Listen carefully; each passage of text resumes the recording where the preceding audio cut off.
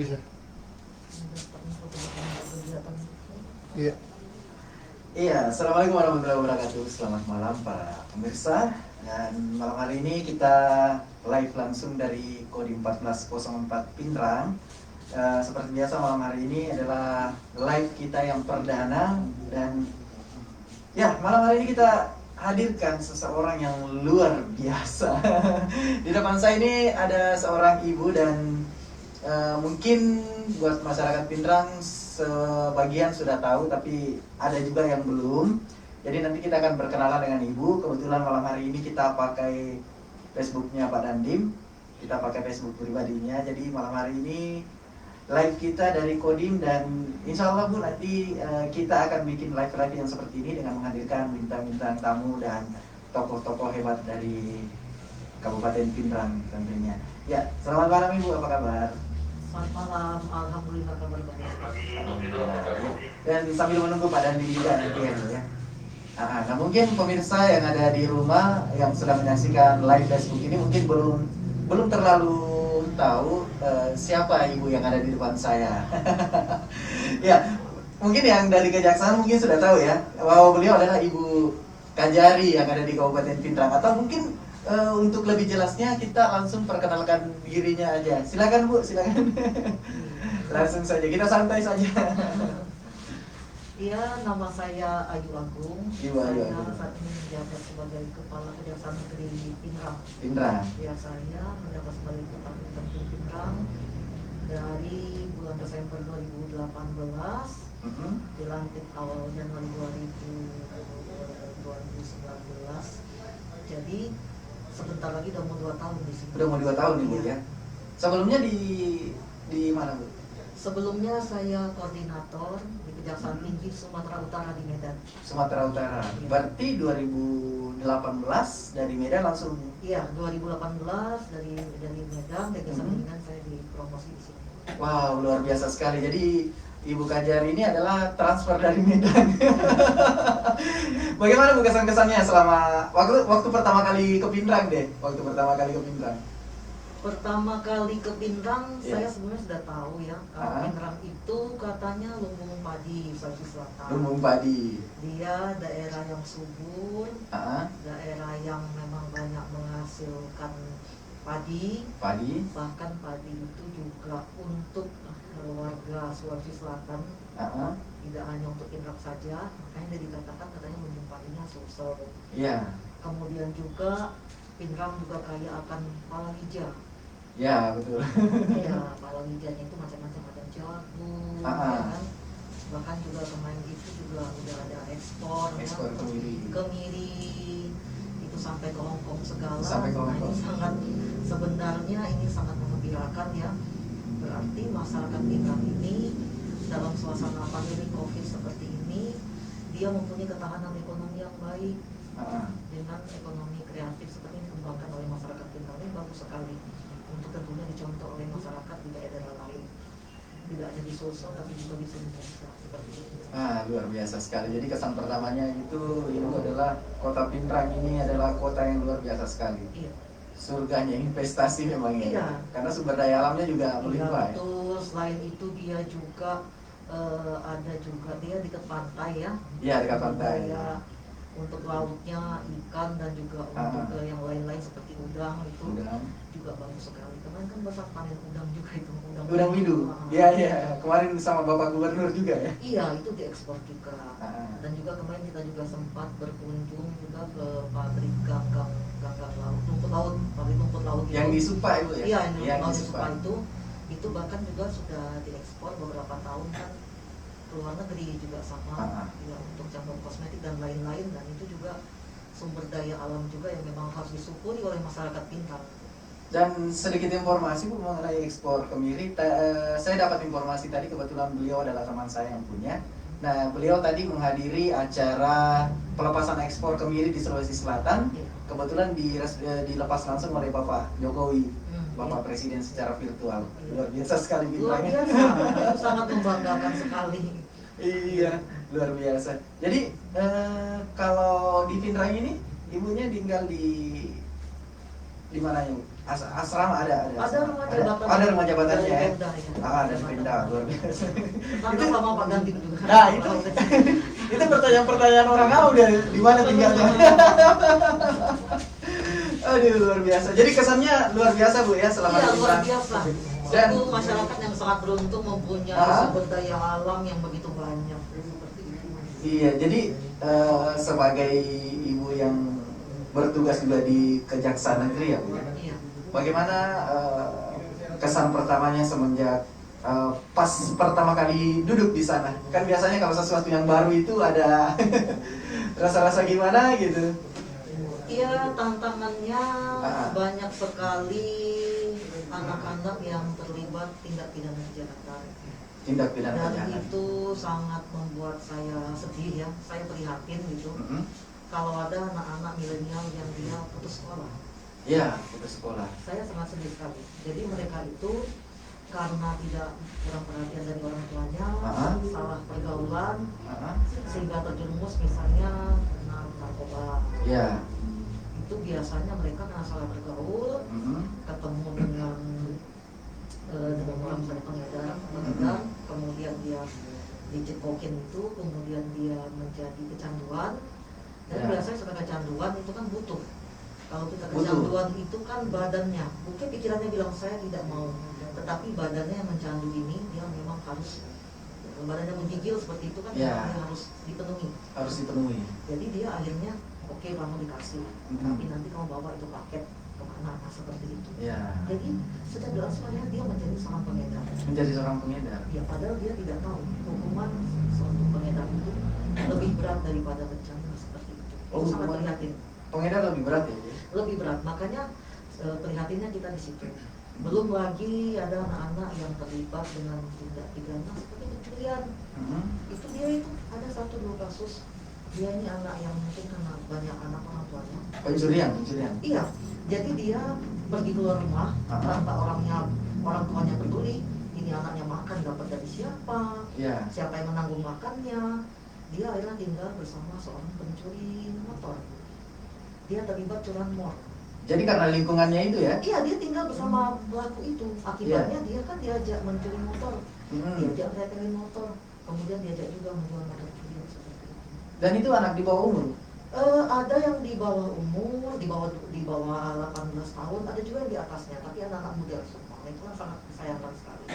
Mereka belum, rata-rata mereka tidak tamat sekolah, ada juga yang SD pun tidak berijazah. Itu kan sedih sekali anak milenial ya. Nah, seperti itu. Mungkin juga karena faktornya mungkin karena tidak sadar akan hukum ya Bu ya? Iya, karena memang tidak ada yang memberitahu mereka. Iya, tidak ada. Iya, orang tuanya kan tidak peduli, mungkin banyak anak, kemampuan ekonomi tidak menopang untuk dia menghidupi anak-anaknya, jadi anak dibiarkan saja lepas. Iya. Anak-anak yang sudah mulai dewasa dibiarkan berkeliaran, entah bergaul dengan siapa, bahkan tidak pulang pun tidak ditanya, tidak dicari. Iya, bahkan sampai subuh kadang-kadang. Memang dia berhari-hari, yang seperti kasus itu berhari-hari dia tidak pulang, orang tuanya tidak mencarinya. Prihatin kan seperti itu. Iya, jadi kembali lagi tanggung jawab orang tua juga ya Bu ya? Iya, orang tua mesti bertanggung jawab terhadap anak-anaknya. Itu nomor satu kan di orang tua. Tapi di antara ini kasus di Kejaksaan itu banyak ya anak-anak yang milenial yang kena ya? Banyak, itu yang membuat saya prihatin. Ini kan anak-anak milenial ini sesungguhnya dia adalah bonus demografi. Penerus bangsa juga. Iya, kenapa sebut bonus demografi? Karena kalau kita, negara kita banyak sekali usia-usia produktif, ini kan mereka akan menerima tongkat estafet kepemimpinan di masa yang akan datang. Iya, betul. Tapi itu kalau dengan anak-anak muda, generasi muda berkualitas. Tetapi kalau dia tidak berkualitas, dia putus sekolah. Putus sekolah. Tidak tahu mesti berbuat apa lagi. Ya. Kemudian tidak punya pilihan yang jelas, bahkan terlibat kriminal. Sekarang banyak sekali. Iya, entah dia turut menjadi pelaku, entah menjadi korban. Loh, ini kan tidak berkualitas, sangat menyedihkan sekali. Iya, masuk penjara. Masih muda ada sudah beberapa kali masuk penjara karena curanmor. Jadi residivis. Kemudian selain itu, yang menyedihkan lagi di sini banyak yang menikah usia dini ya. Usia dini. Bukan usia muda, usia dini. Usia dini. Kalau usia muda itu misalnya tamat kuliah di usia 22 tahun.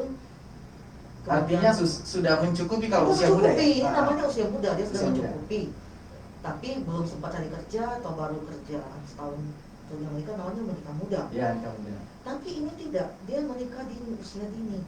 Sampai-sampai ketua pengadilan agama mesti menerbitkan dispensasi sampai banyak sekali. Karena kan tidak dispensasi kan dia memang belum cukup secara peraturan ya. Iya. Belum mencukupi umur. Nah ini memprihatinkan. Mm-mm. Yang perempuan masih begitu belia, laki-lakinya juga belia, tanpa pekerjaan yang layak, pekerjaan yang mapan sudah menikah. Akibatnya anak-anak muda yang masih galau-galau seperti itu bagaimana menjadi orang tua yang baik? Ya.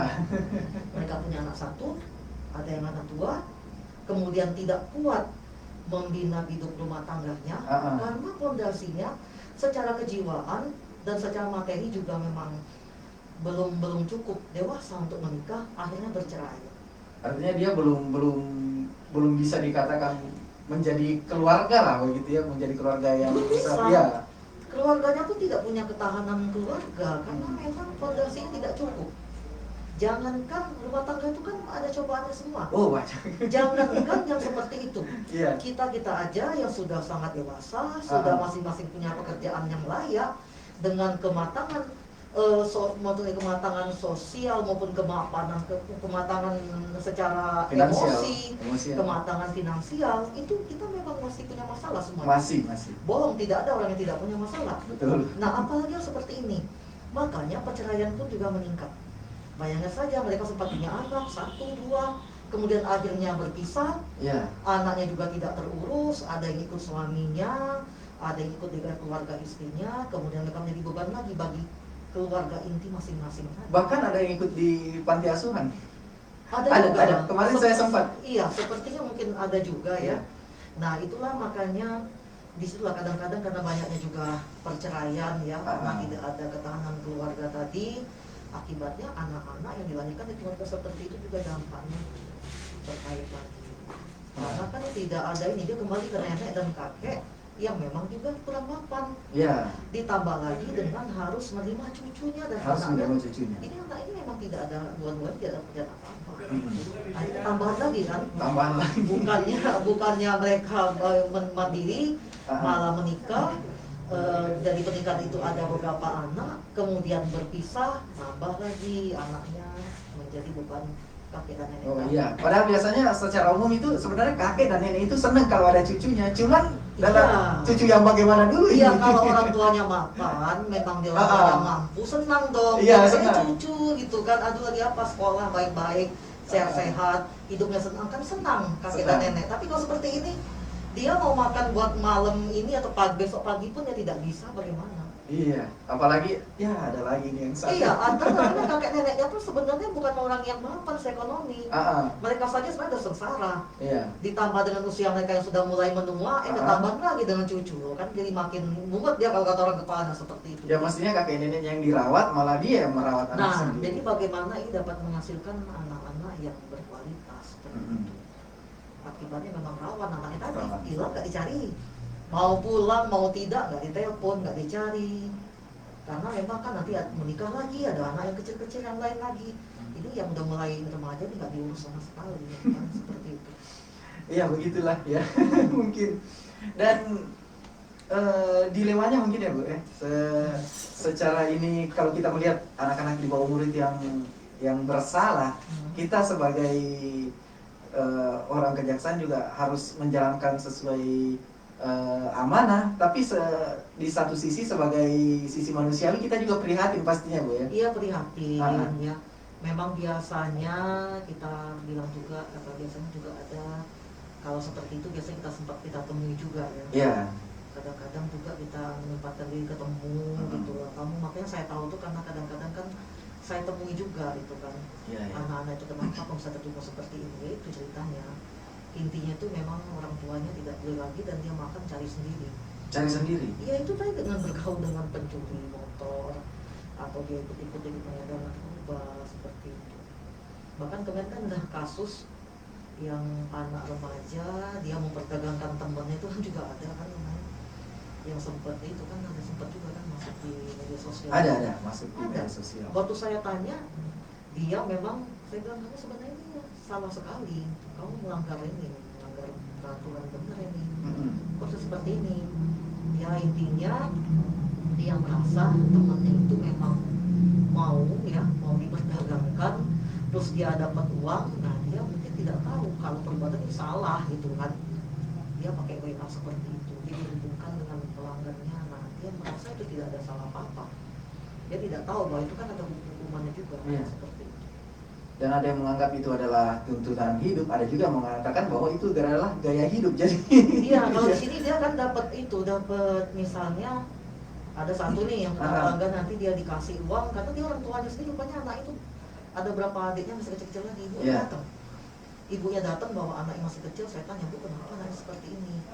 Ya dia bilang gitu, ini dia masih punya beberapa adik kecil, dia sama bapaknya anak itu udah berpisah, jadi dia memang nggak kepikiran anaknya mau ngapain, yang penting itu udah anak dapat uang, yang penting dapat uang. Ya dengan cara seperti itu juga dia nggak peduli sepertinya, karena udah nggak bisa memikirkan lagi mau ngapain untuk mencari uang itu.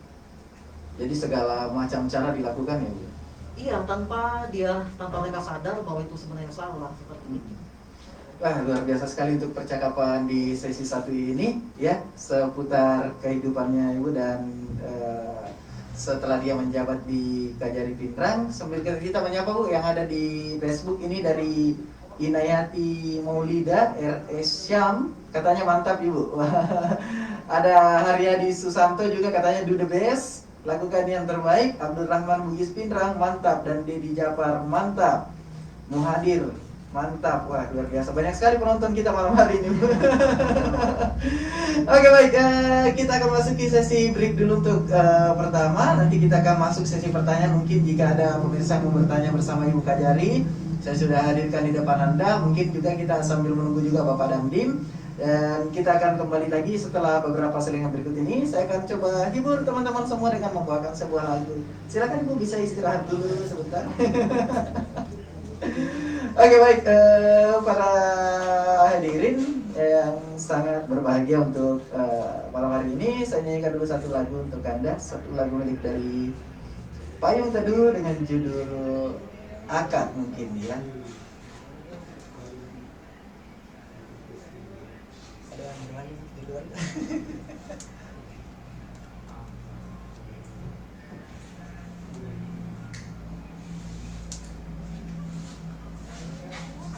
Satu sentuhan dari tidak seketika, kabut kuda halus bergelap.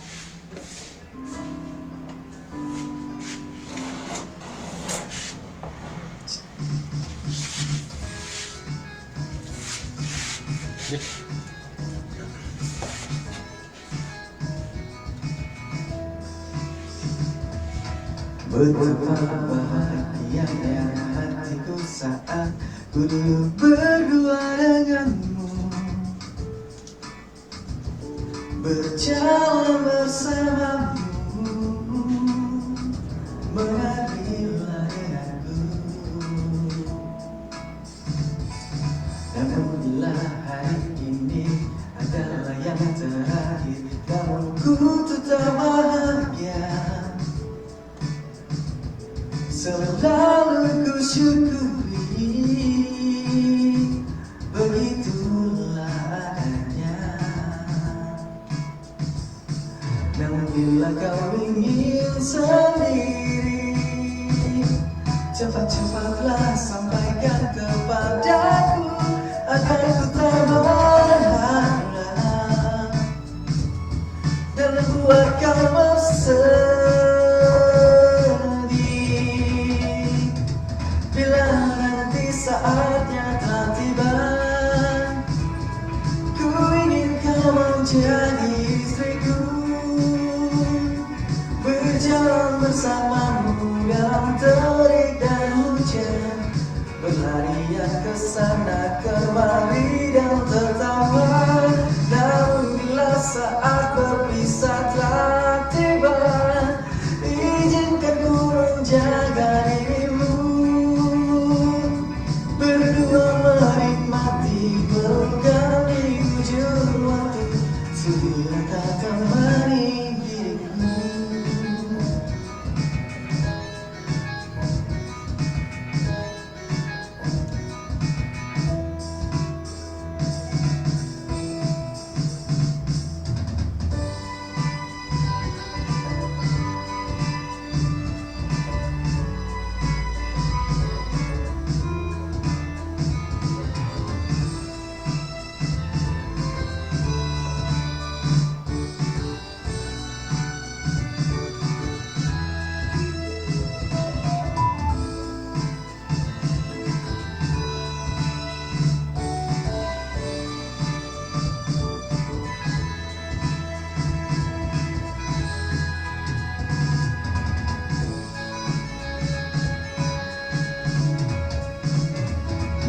bila kau ingin sendiri, cepat-cepatlah sampaikan kepadaku agar ku tak berharap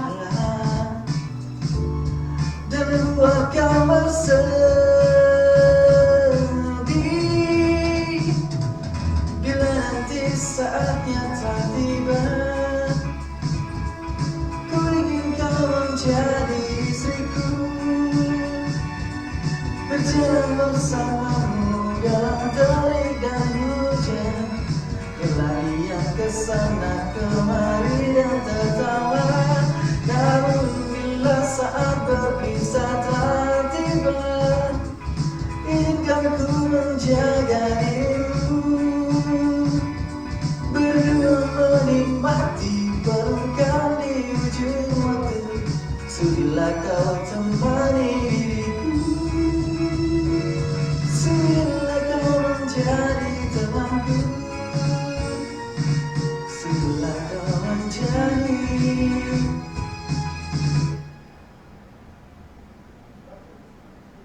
istriku.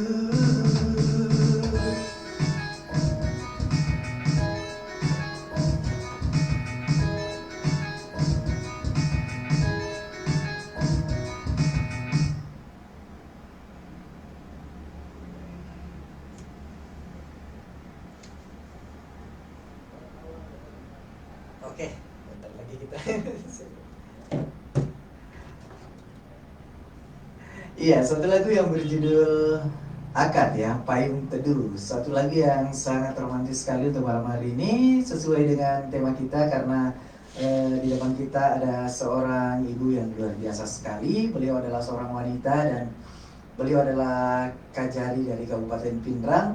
Dan kita juga akan buka sesi pertanyaan buat para pemirsa dan para penonton setia dari Kodim 1404. Iya. Kita kembali menyapa dulu Ibu ya. Ada Rangga Sela katanya dulu bes, ada Hijrah. Ya, ini juga istri saya nih. M Hotel buka pertanyaan. Iya, nanti kita buka sesi pertanyaan. Kemudian dari Muhammad Saleh Rahman. Mantap Ibu Kajari Pindrang, semoga Ibu senantiasa diberikan kesehatan oleh Tuhan Yang Maha Esa dalam menjalankan tugasnya sebagai penegak hukum khususnya di Kabupaten Pindrang. Inayanti, selamat malam Ibu. Kami mau bertanya. Wah, Ibu sebelum Kabupaten Pindrang tugasnya di mana? Sudah tadi ya di Medan ya Bu ya? Oh iya. Iya.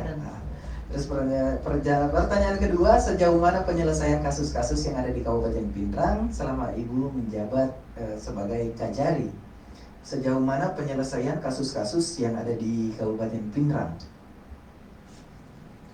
Kalau kasus-kasus semuanya kita selesaikan seadil-adil mungkin ya, karena memang kita itu dalam menjatuhkan hukuman itu tentu juga harus melihat membuktikan unsur-unsur kesalahannya, dan juga kita harus juga mengetahui penyebab-penyebabnya juga apa.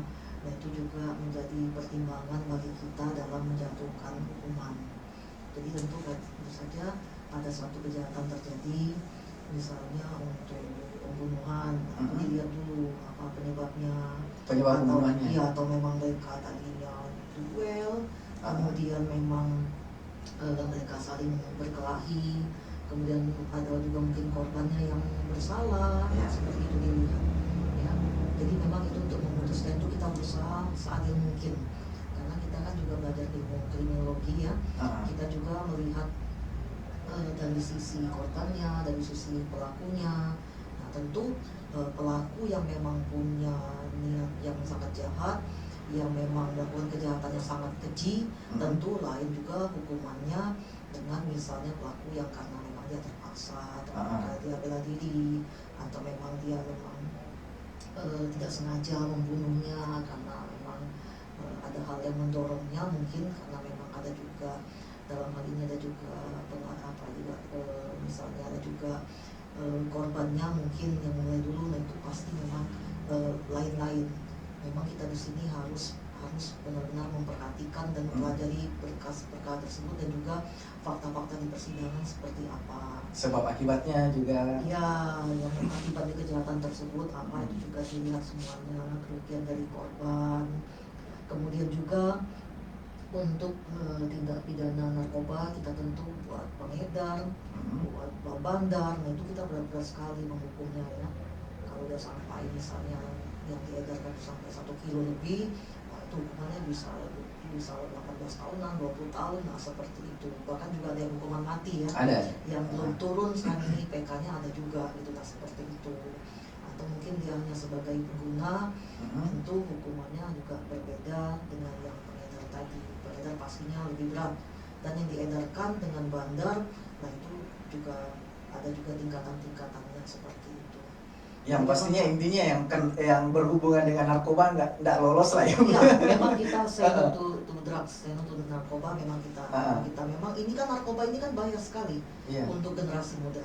Mau jadi apa, kita saja sekarang berusaha semaksimal mungkin memberantas narkoba, tapi tetap saja masih ada anak-anak muda yang terjerumus dalam narkoba dari segala lapisan.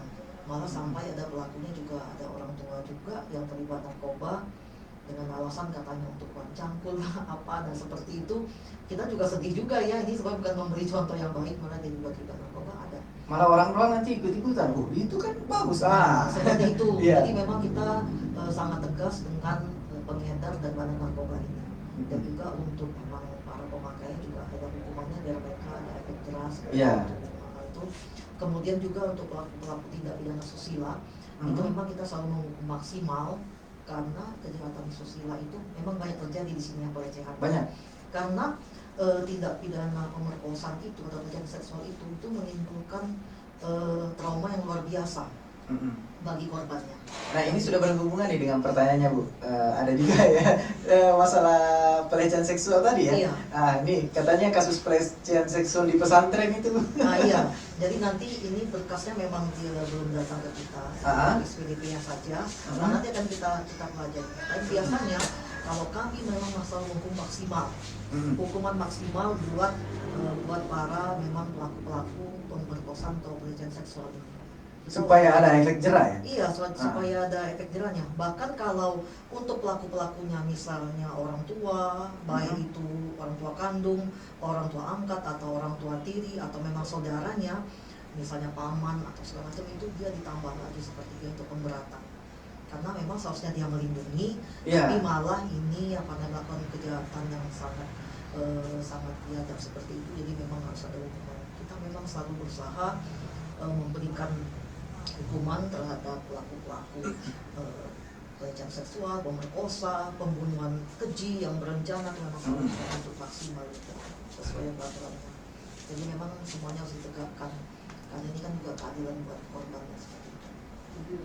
Terus kalau misalnya proses pelaporannya itu bagaimana caranya? Kalau misalnya nih ada satu kasus, misalnya pelecehan seksual di suatu tempat, mereka melapor ke polisi dulu ya?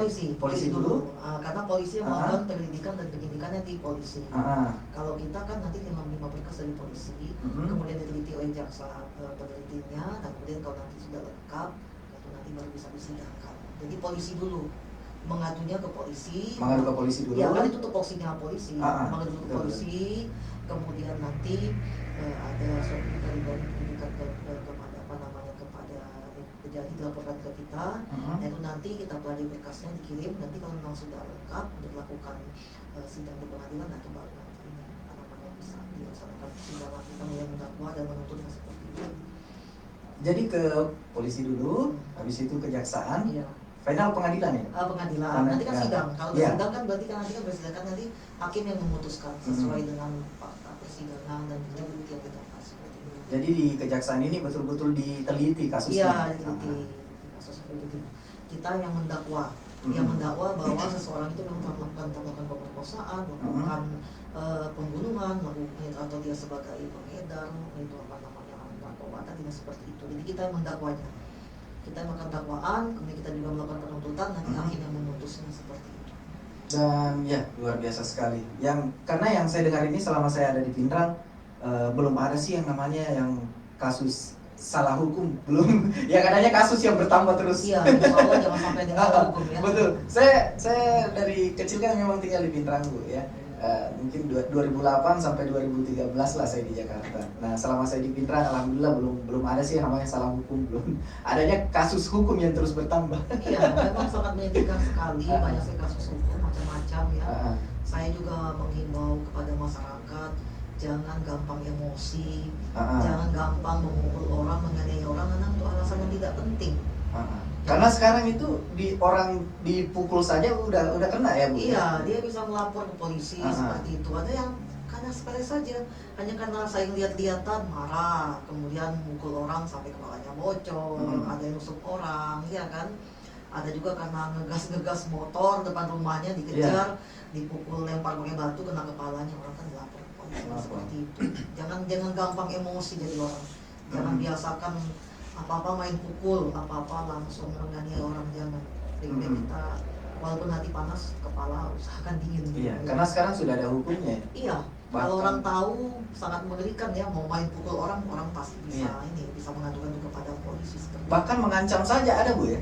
Mengancam juga ada. Karena saya pernah kena. Karena mengancam itu itu juga ada mengancam dengan badik, dengan pisau, ya kan. Kemudian orang disuruh keluarkan uangnya, ATM itu kan mengancam, kena juga gitu. Seperti itu. Semuanya tuh memang ada konsekuensi hukumnya. Kalau kita yang tahu hukum justru kita hati-hati sekali bertindak, tapi ini kan tidak. Banyak masyarakat yang main ancam, main pukul, iya kan. Kemudian juga dia menggelapkan barang milik orang lain gitu kan. Dititipin barang malah digadaikan, ya. Hasilnya dijual, kan bukan dijual kan, ada juga yang bukan, ada juga dijualnya. Ada juga dijual, ada juga yang digadai, tapi kan punya orang lain kan. Nah, bisa kena juga. Itu kena juga. Iya.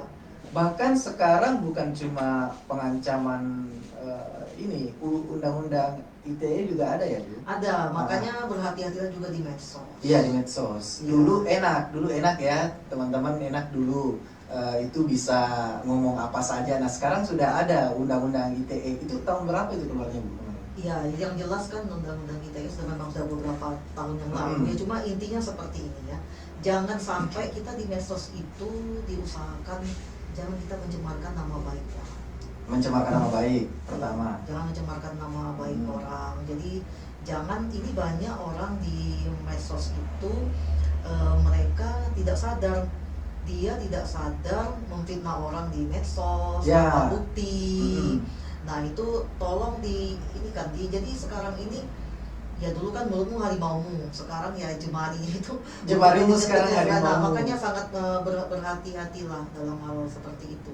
Kita harus dijaga juga, jangan kebencian yang kita keluarkan, nah seperti itu. Karena memang nanti ada konsekuensi hukumnya. Ada konsekuensi hukumnya. Ini Rangga sudah jelaskan berkaitan tentang kasus pelecehan seksual. Saya rasa sudah dibahas tadi ya. Nah, sudah dibahas. Itu diteliti, nanti urusan hukumannya itu nanti di pengadilan ya Bu ya. Kita selalu menuntut maksimal untuk orang-orang. Iya, pokoknya semua pemerintah Kabupaten Pindrang akan bersinergi untuk melakukan yang terbaik sampai tidak ada kejahatan, meminimalisir lah kejahatan yang ada di Kabupaten Pindrang ya. Bahkan kemarin Bu, waktu ada pertemuan untuk membahas masalah perda, jadi ada salah satu anggota Dewan Provinsi yang hadir. Nah waktu itu beliau membahas masalah apa ya kemarin, bantuan hukum bagi masyarakat miskin. Tapi waktu itu saya bertanya bahwa kenapa bantuan hukum, kalau bisa ditambah, saya mengusulkan untuk di provinsi dijadikan perda pendampingan hukum bagi orang yang tidak melek hukum, terutama di kalangan milenial sekarang. Nah itu yang saya minta kemarin. Itu bisa jadi untuk meminimalisir lah supaya anak-anak bisa sadar hukum, kira-kira seperti itu. Ya banyak penyuluhan hukum juga. Iya itu penyuluhan hukum. Kita juga hukum. kan ada program jaksa masuk sekolah. Iya. Ya kan mulai dari SMP, kemudian juga dari SMA. Bahkan kita juga sebenarnya anak-anak tuh dari mulai tingkat SD pun juga dia harus sadar hukum secara umur mereka juga. Jadi dia harus paham betul sedini mungkin. Nah, bahwa ini kan juga kan anak SD pun kan juga ada yang sudah dicekokin narkoba kan. Sudah. Sudah banyak sekali. Dan mungkin karena pengaruh media sosial sih ya, mungkin buat teman-teman, jadi untuk di sosial media itu jangan ambil yang tidak baik lah. Karena kalau kita lihat sekarang anak-anak milenial itu bangga kalau mereka nakal. Itu Iya, yang Bang. salah, yang salah tuh ya di situ ya. Iya. Makanya saya setiap ada kesempatan, kalau kepada generasi muda maupun kepada orang tua mereka, saya selalu menghimbau mereka, ya saya hubungkan lagi dari kesadaran bela negara, bahwa mereka itu harus bersyukur dengan negara kita yang kaya raya ini. Bagaimana caranya bela negara tidak hanya mengangkat senjata saja. Iya. Jadi dia itu kena ancaman kita di Polrestabes Hankam, dan juga karena ini apa namanya sekarang ini tadi yang saya bilang tadi, bahwa generasi muda ini kan memang dia bonus demografi, Iya. tapi kalau dia berkualitas. Nah jadi untuk menghancurkan suatu bangsa tidak perlu ekspansi lagi secara militer. Itu menghancurkan saja generasi mudanya. Iya, betul. Generasi mudanya banyak kena narkoba, banyak kena kasus pidana, hancurlah itu. Bagaimana dia generasi berkualitas, generasi menuju Indonesia emas yang benar-benar diharapkan memang generasi yang inovatif, generasi muda yang tangguh. Itu tidak ada ketangguhan kalau orang tidak terkena narkoba seperti itu. Kalau sudah kenal. Iya, jadi memang dia harus bersyukur. Dilahirkan sehat walafiat satu seperti kita ini, saya sangat bersyukur ya. Kita sehat jasmani, rohani, kita bisa berpikir dengan baik, itu suatu hal karunia Tuhan yang harus kita syukuri. Saya Allah sudah memberikan kita seperti itu, kenapa tidak kita syukuri, kita pelihara sampai akhir menutup mata. Iya. Jadi jangan kita rusak. Kenapa ada orang sudah lahir dengan sempurna, dengan pemikiran yang sempurna, bisa dengan baik, dirusaknya dengan narkoba dan lain-lain sebagainya. Akhirnya jadi otaknya, kalau kata orang-orang, dia jadi gesrek otaknya, jadi nggak bisa mikir yang benar lagi, ya kan seperti itu.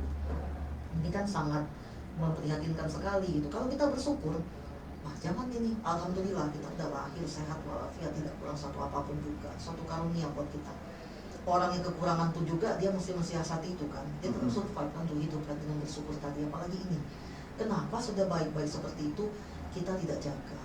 Kita tidak jaga memang sampai akhir hayat kita supaya tetap seperti ini. Itu saya tanamkan kepada anak-anak kesempatan. Karena kita menjalankan tugas kita dengan baik itu berarti kita sudah bela negara, berarti kita turut ini menjaga apa yang sudah diperjuangkan oleh para pejuang bangsa kita di negara ini. Jadi kalau seorang anak dia belajar dengan baik supaya nanti menata masa depan dengan baik, dengan membina sampai kepemimpinan di masa yang akan datang. Nah, itu. Jadi intinya untuk anak-anak yang ini harus sadar diri juga ya. Iya. Sadar diri. Sadar diri juga. Nah memang ini tadi ya, kalau tadi katanya dihubungkan dengan seperti misalnya dengan ibu ya, yang nanti akan beberapa minggu lagi ya. Iya. Nah, 22 Desember. Nah disitulah pentingnya bagaimana peranan seorang wanita. Seperti tahun kemarin itu wanita yang berdaya itu kan untuk kemajuan pembangunan tentunya ya. Nah karena di tangan seorang ibu itulah anak-anaknya dididik. Bagaimana seorang tangguh, kalau ibunya tangguh, anaknya tangguh. Ya. Tapi kalau ibu tidak tangguh, ya anaknya ya tidak tangguh juga. Itu baru soal ketangguhan, melalui pendidikan. Ibu itu kan juga sedikit banyak kan juga mesti mengajar anak-anaknya. Kalau ibunya memang tidak menampung itu, jadi anak-anaknya memang tidak bisa tercover bagaimana pendidikan dengan baik. Paling tidak dia bisa bantu walaupun memang tidak 100%, mungkin pelajarannya mungkin lebih jauh lebih sulit seperti matematik segala macam seperti itu.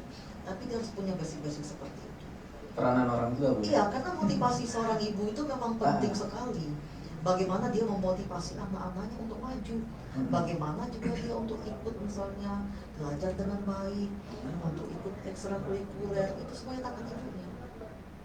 Kan kita sebagai ibu itu kan mempunyai ini ya, seorang ibu misalnya mengatakan, oh ya kamu harus belajar. Yeah. Di samping itu juga kamu harus ikut ekstrakurikuler misalnya dengan apa yang bisa keterampilan kamu. Itu dari ibu. Bagaimana seorang ibu itu kemudian dia dibantu juga oleh ayahnya itu, dia memang mensupport anak-anaknya untuk belajar dengan baik, untuk berkegiatan, mengembangkan kegiatannya, itu support dari seorang ibu. Selama itu positif ya? Iya, positif. Jadi di tangan ibunya lah. Ya, kalau memang anaknya yang berhasil itu pasti itu peran ibunya dan ayahnya juga yang memang menjemputnya di sana. Maka ibu itu penting sekali perannya. Luar biasa. Iya. Nanti kita akan bicara lagi masalah Hari Ibu ini, yang sebentar lagi akan tanggal 22 Desember ini berapa hari lagi? Oh masih ada. Masih sekitar 3 minggu lebih ya. Kemudian dari kita juga menyapa nih, ada owner dari M Hotel yang membawa Facebook M Hotel, katanya apa langkah-langkah yang diterapkan kejaksaan untuk meminimalisir angka kriminal di Kabupaten Pindrang. Ada juga nih kenapa angka kriminal meningkat.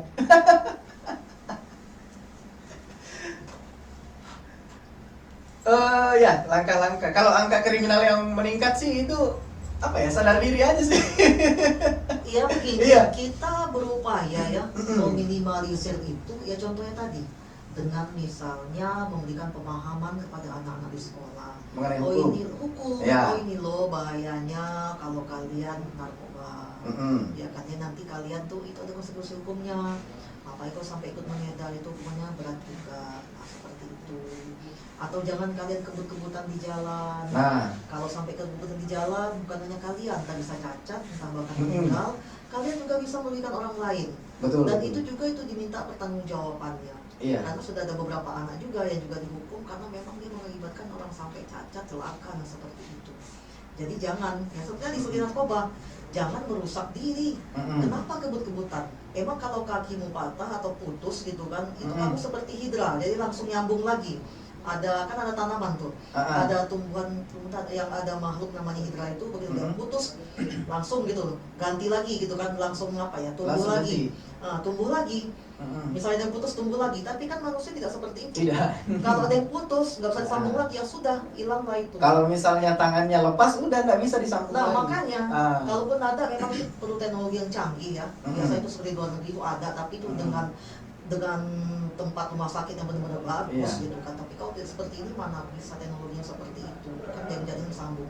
Jadi tolong jangan bermain-main dengan seperti ini untuk kebut-kebutan sampai bikin orang celaka, bikin orang meninggal, cacat, bahkan dirinya juga cacat. Nah seperti itu. Saya rasa banyak cara lain untuk menjadi hebat ya Bu ya, bukan dengan cara seperti jangan itu. seperti itu. Makanya tadi saya bilang dari mulai kita dulu, kalau kita mensyukuri apa yang kita dapat ini, kita menjaganya.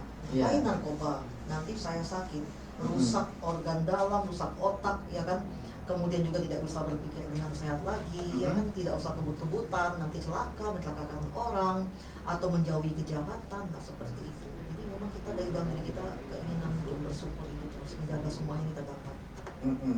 Nah, ini sebenarnya saya mau baca tapi saya baru baca sudah ketawa ini. Jadi itu tadi ya, kesimpulannya untuk meminimalisir kriminal di Pindrang itu sudah diadakan tadi pendekatan kepada jaksa masuk sekolah. Jaksa masuk sekolah. Kemudian juga kita di kampus itu juga nanti mau diadakan, misalnya kemarin kan ada COVID itu aja ya, tadi mau diadakan mungkin secara virtual juga. Ada juga jaksa menyapa. Ada juga sebenarnya ini baik jaksa menyapa baik di Makassar maupun di Pindrang kita dapat diundang. Di Pindrang kan juga kemarin kan radio, di Pindrang itu kan sempat juga beberapa waktu yang lalu. Di Makassar juga sempat.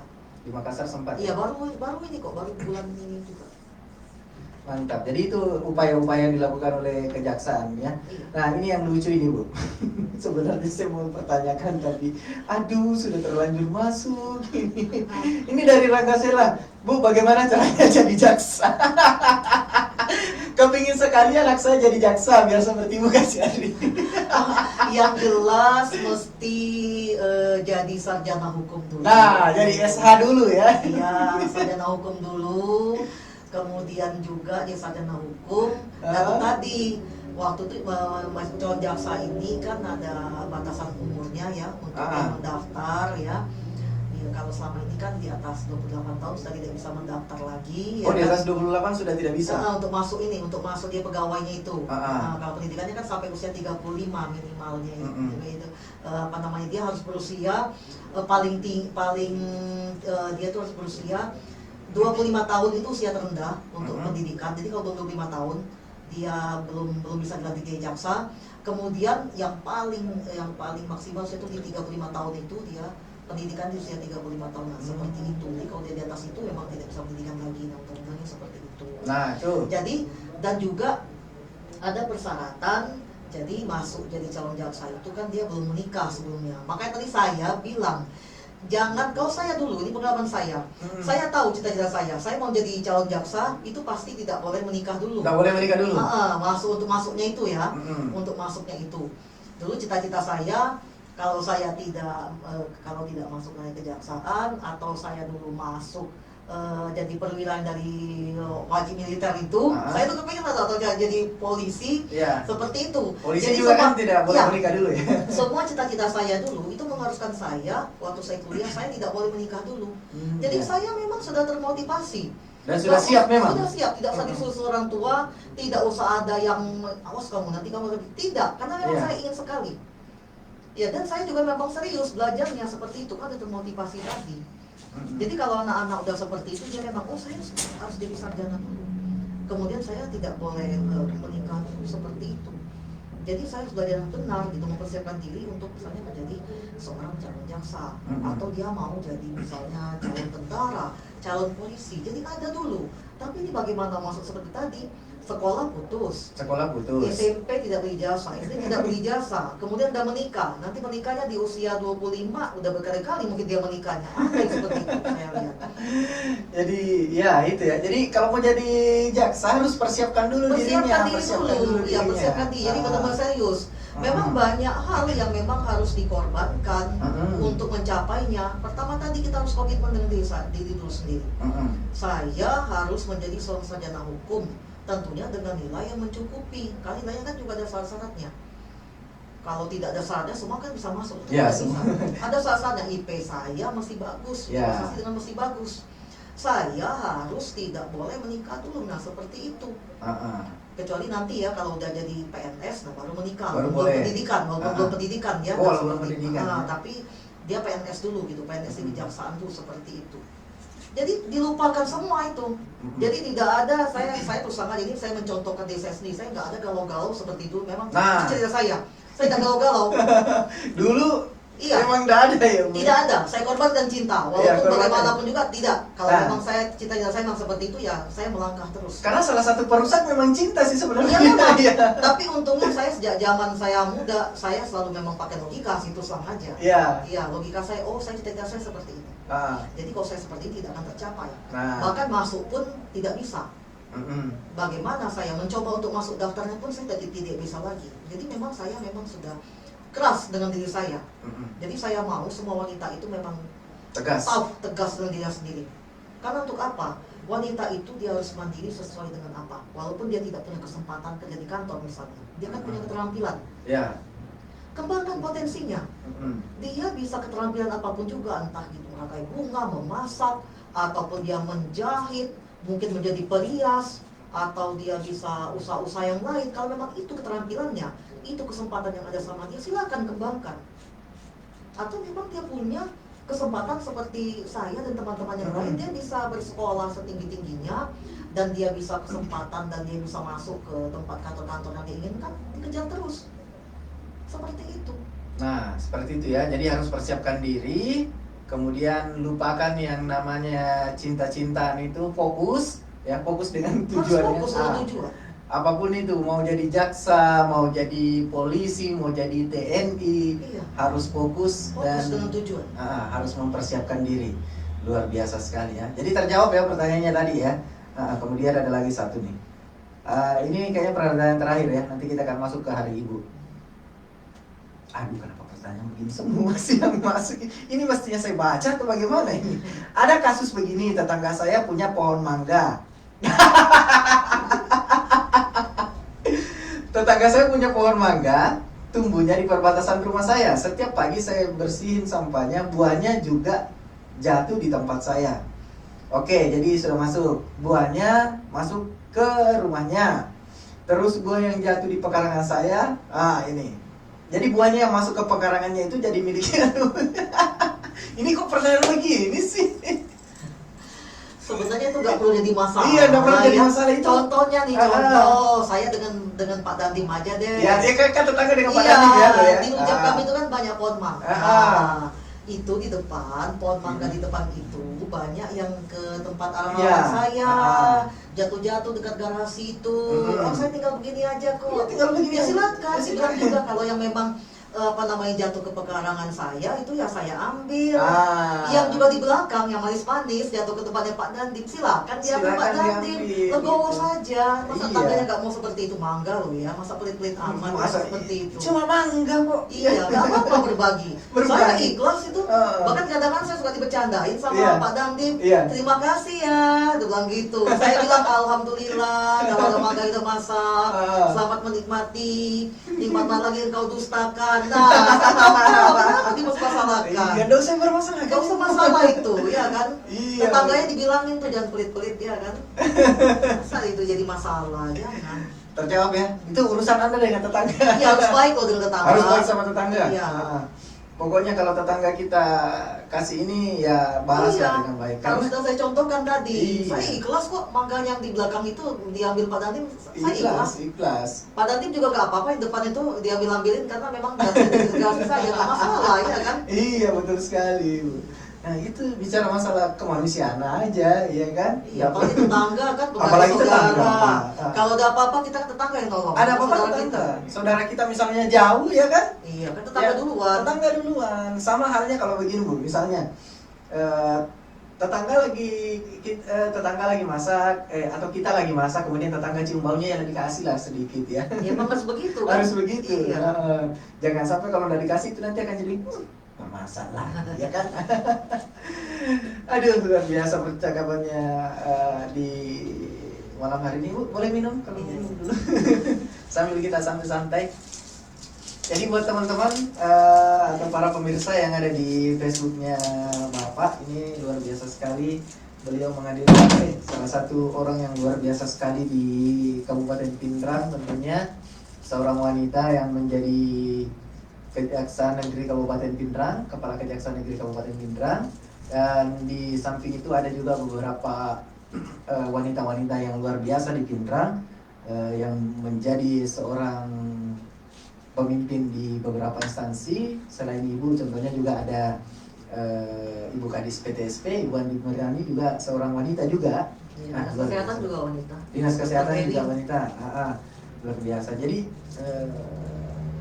apa ya, wanita itu memang luar biasa. Nah, ini mendekati hari ibu dan kehidupannya ibu sebagai seorang wanita. Bagaimana caranya, tips-tipsnya, misalnya ada perempuan yang seperti itu juga, Bu, yang bagaimana caranya membagi antara pekerjaan dan keluarga? Ya, memang kita harus membagi waktu ya, Mm-mm. membagi waktu. Dan juga tentu saja di sini saya bersyukur Mm-mm. saya itu dibesarkan dengan keluarga yang sangat mendukung kemajuan wanita. Mm-mm.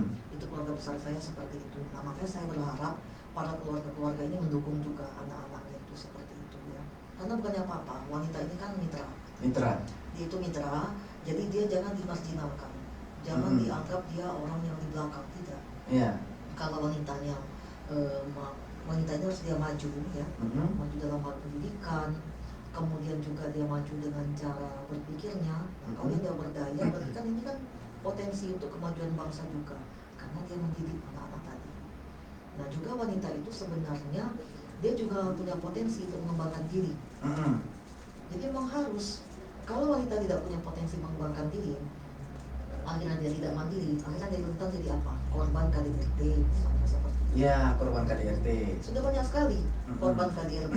Dan dia wanita-wanita seperti ini, karena dia tidak berdaya, jadi dia selalu memang berdiam diri saja, takut nanti kalau diceraikan, atau dia nanti takut kalau suaminya meninggalkan dia. Jadi dia terima aja, apapun juga yang dilakukan suaminya dia terima saja. Kadang juga merasa minder gitu kan kalau sudah di rumah terus. Iya, nah seperti itu. Jadi memang wanita itu harus memang dia kan dari zaman Kartini itu sudah didengung-dengungkan ya. Emansipasi. Ya, emansipasi seperti itu. Bisa kok mengurus anak dengan baik juga walaupun kita berkarir seperti itu. Mm-mm. Saya saja kalau misalnya di hari weekend gitu, saya memang berusaha waktu itu untuk mengantar anak saya ekskul, Ya. ekstrakurikuler. Jadi dia memang harus mengikuti berbagai kegiatan itu.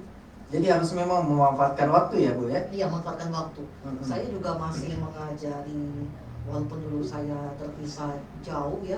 Saya kan sekarang kan ada telepon tuh, bisa video call. Saya juga masih mengajari kalau mau ulangan, mau ujian seperti itu. Jadi memang harus penuh perhatian dan kita harus mempunyai energi yang, kalau saya alhamdulillah ya, kita mempunyai energi yang lebih. Walaupun kita sudah banyak urusan, tapi kita bisa masih tetap memantau kegiatannya, kemudian juga memantau pelajarannya, kemudian juga kita masih punya waktu untuk berkoordinasi dengan gurunya, dengan tempatnya kursus, dengan tempatnya ekskul, itu masih saya lakukan seperti itu. Dibagi juga masih bisa ikut di kegiatan di ibu-ibu di tempat suami bekerja misalnya. Nah, itu kita bagi-bagi juga, harus seperti itu. Harus pandai-pandai memanfaatkan waktu. Jadi kita memang benar-benar harus menjaga kesehatan kita supaya kita bisa melaksanakan tugas-tugas yang banyak tadi seperti itu. Jadi harus membagi waktu dan itu harus betul-betul dimanfaatkan sebaik-baiknya. Hari libur betul-betul full liburan Bu ya? Kebanyakan hari libur itu memang tadi saya bilang biasanya weekend itu. Weekend bareng keluarga? Weekend di sini saya kebanyakan menemani anak saya ikut ekstrakurikuler. Ya. Artinya betul-betul untuk keluarga. Iya, saya menemani sebenarnya tidak hanya mengurus liburan ya. Saya misalnya menemani latihan karate, latihan menari, latihan marching band, itu saya temani. Itu semua saya memang memanagenya, mengaturnya supaya semuanya saya masih terhubung dengan mereka. Dan itu kalau kita sudah berbicara masalah keluarga, kalau kita kembali lagi itu kepuasan tersendiri luar biasa sekali ya Bu ya. Iya. Kadang kita tidak memikirkan capek kalau sudah ketemu. Tidak. Iya. Saya tidak pernah merasa lelah. Misalnya saya waktu itu jadi bolak-balik Jakarta Medan, misalnya waktu itu kan. Kemudian saya begitu weekend saya memang menemani anak saya dan marching band. Dia mau ikut misalnya kejuaraan Piala Menpora atau Piala Presiden. Saya sampai 2 hari weekend itu sana saya kerjakan. Walaupun saya ada tugas, malam saya ada tugas lagi, apa saya tetap kerjakan. Memang benar-benar kalau kita memang semangat itu memang dengan semangat dengan kecintaan tadi, memang kita tidak akan pernah merasa lelah. Wah, luar biasa sekali. Ya, dapat salam nih Bu dari Rizky Ananda Bayuerti. Sukses buat Ibu Kajari. Salam hormat dari PLN UP3 Pindrang. Oh. Iya.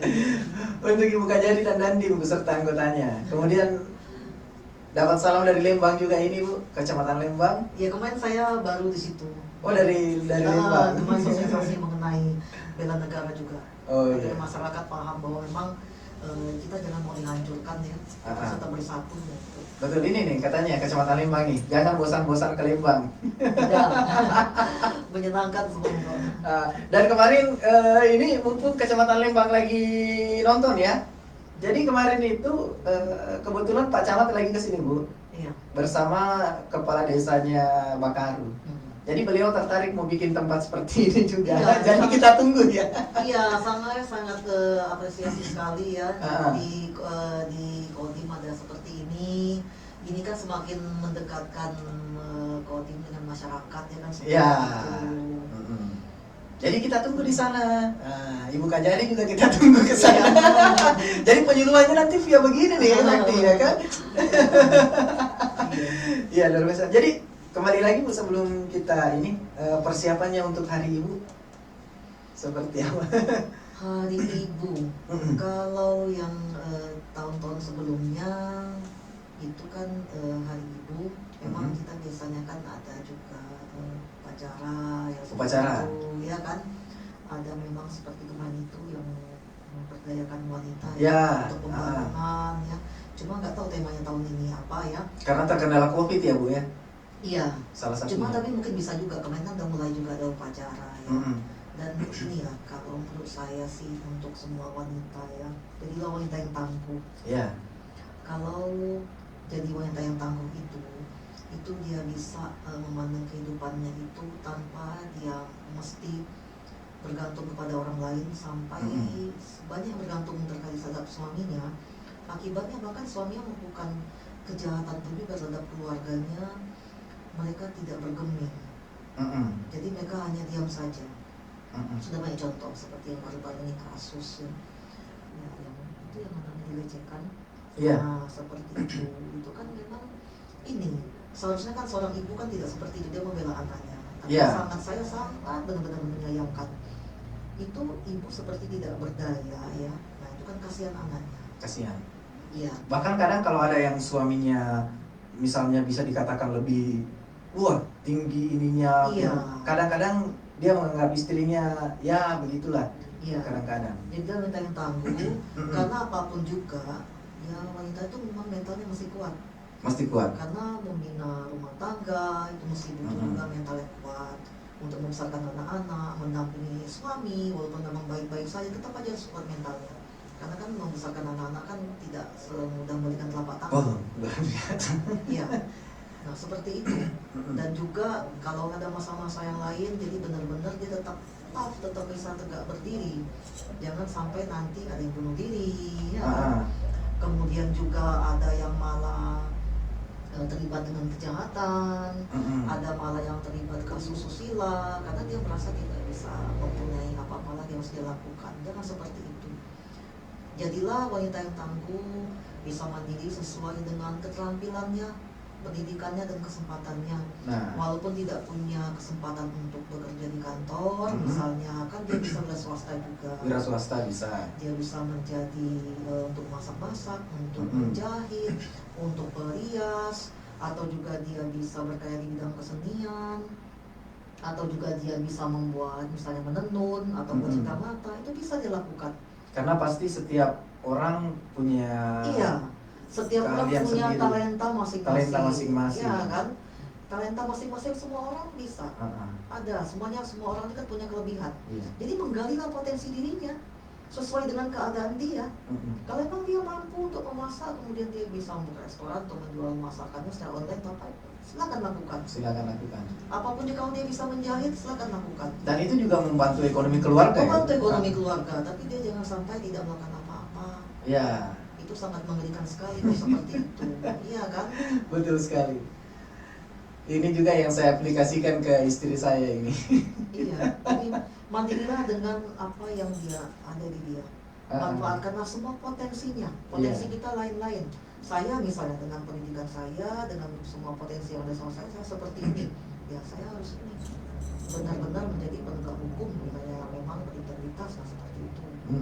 Kemudian lagi ada ibu-ibu memang yang dia pintar menjahitnya, dia sampai bisa apa silakan.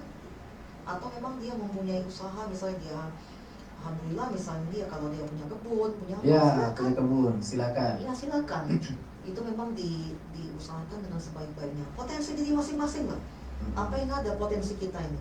Yang penting kita mandiri sesuai dengan kembangkan apa yang ada potensi diri dalam masing-masing, kembangkan untuk mandiri seperti itu. Nah, Pesan saya. luar biasa. Oke Bu, luar biasa sekali pembahasan kita malam hari ini. Sebenarnya masih banyak sekali yang kita mau bahas, cuman karena ya kita kembali dibatasi oleh waktu. Mungkin ada pesan terakhirnya Bu sebelum kita berpisah? Pesan sebelum ini ya, semoga yang diakhiri itu tadi saya minta supaya jadilah wanita yang tangguh, Jadilah wanita yang tangguh. agar nanti bisa menjadi ibu yang baik buat anak-anaknya. Karena menjadi anak-anak itu memang tidak gampang. Tidak gampang. Semuanya itu termotivasi tentu dari ibunya. Dari ibu. Kalau ibunya istilahnya kehidupannya kacau, pasti dipastikan juga anak-anaknya kacau ini. Jadi kita tuh mesti menata kehidupan kita, bukan hanya untuk diri pribadi kita sendiri, tapi juga nanti untuk keturunan kita. Nah, kemudian jadilah wanita yang mandiri sesuai dengan potensi masing-masing. Galilah potensi kita masing-masing. Mandiri bisa tidak hanya dari sektor formal seperti saya, tapi juga bisa dari sektor informal. Bermacam-macam bisa. Atau menjadi wanita yang mandiri seperti itu. Biar nanti bisa menghadapi goncangan hidup ini. Makin lama kan goncangan hidup makin banyak, jadi memang dia terombang-ambing seperti itu. Jadi pertama, jadilah wanita yang tangguh. Dan yang kedua, jadilah wanita yang mandiri. Iya, jadi menghadapi ombak kehidupan ini tidak akan terombang-ambing, bahkan Iya. tidak bisa langsung tenggelam, nah seperti itu. Intinya fondasinya sudah kuat ya. Fondasi sudah kuat, nah, seperti itu. Iya, luar biasa Ibu. Waktu kita, terima kasih banyak telah hadir di acaranya Live Coding malam hari ini. Sekali lagi kami mengucapkan terima kasih banyak dan semoga bisa bertemu kembali di acara selanjutnya. Semoga apa yang disampaikan oleh Ibu Kajari bermanfaat buat masyarakat Kota Pindrang dan seluruh dunia, dan terutama yang menyaksikan Facebook ini. Apa yang berguna silahkan diaplikasikan. Apa pesan-pesan dari Ibu silahkan diaplikasikan, dipraktekkan, jangan cuma didengarkan. Do it dan jadilah wanita yang tangguh dan mandiri. Saya Aidil Eka Putra, Saya Ayu Agu. pamit dengan ucapan wabillahi taufiq wal hidayah. Assalamualaikum warahmatullahi wabarakatuh. masalahnya. Ya. 1 jam lebih, Bu. Hah? 1 jam lebih. 1 jam lebih nggak dirasa. Mantap, Bu. Berapa 1 jam ya? 1 jam 5 menit. Saya ini sih ya, apa ya, saya sedang ini ya ngobrol ya. Iya, emang bagus. Ini Bagus, Bu. Bagus sekali. Dikasih satu pertanyaan jadi berkembang Iya, kemana-mana. saya dulu juga